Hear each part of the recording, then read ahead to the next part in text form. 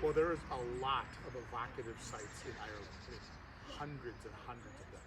But this one, for when it comes to the size and how well preserved it is one of the best. Jerpoint Abbey here was founded in the year 1180.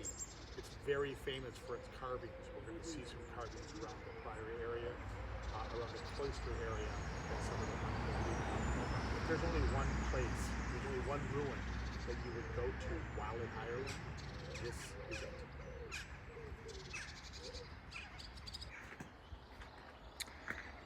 The Cistercian monks who came to Ireland from France in the 12th century. They were devoted reformers bent on following the strict rules of St. Benedict.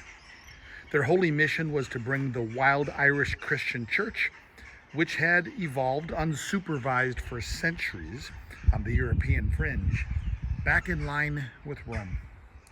With an uncompromising my way or the highway, hell way attitude, they steamrolled their belief system across the island and stamped the landscape with a network of identical, sprawling monasteries. The pre-existing form of Celtic Christianity that had arrived and thrived in the early Middle Ages was no match for the organization and determination for the Cistercians.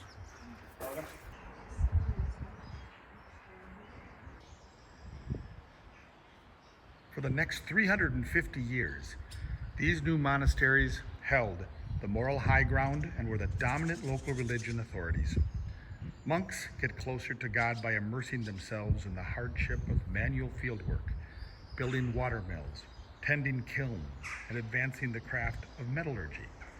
The wealth created by this turbocharged industriousness caused communities to form around these magnetic monastic cores.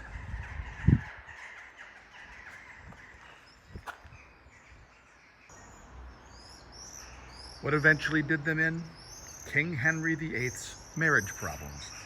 In his subsequent creation of the Protestant Church of England and its eventual dissolution of the Catholic monasteries. Walls were knocked down and roofs were torn off monasteries such as Jerpoint to make them uninhabitable. Their lands were forfeit to the king, who sold them off and enriched his treasury. It was very good to be king. Here, inside the sacristy, they kept vestments, chalices, and other items required for services.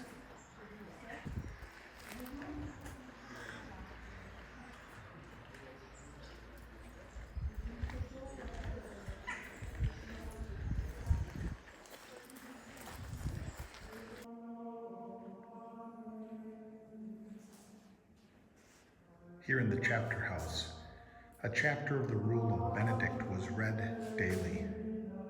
Disciplinary and administrative decisions were promulgated.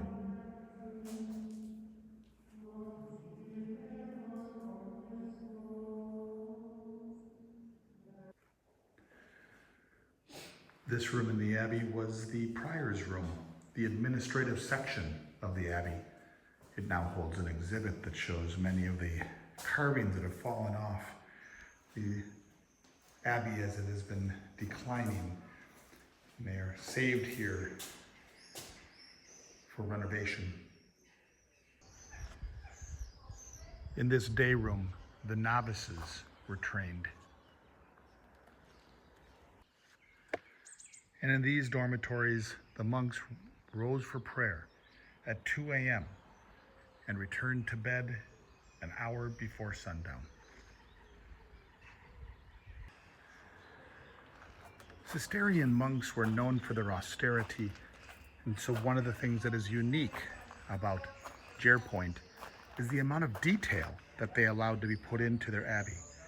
Sculptures like these were not found in most of the abbeys throughout Ireland. These were serious folks that did serious praying, and they didn't have time to have these finer points in life. And that's what makes this place a little unusual, is to find these types of carvings as you wander, most specifically here, around the cloister area. Here's another example here. Many of them are broken off. But you can see fine bits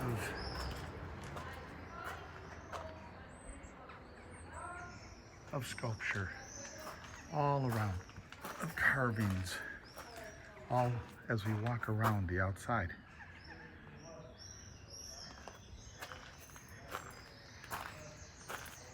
Here's an excellent one here.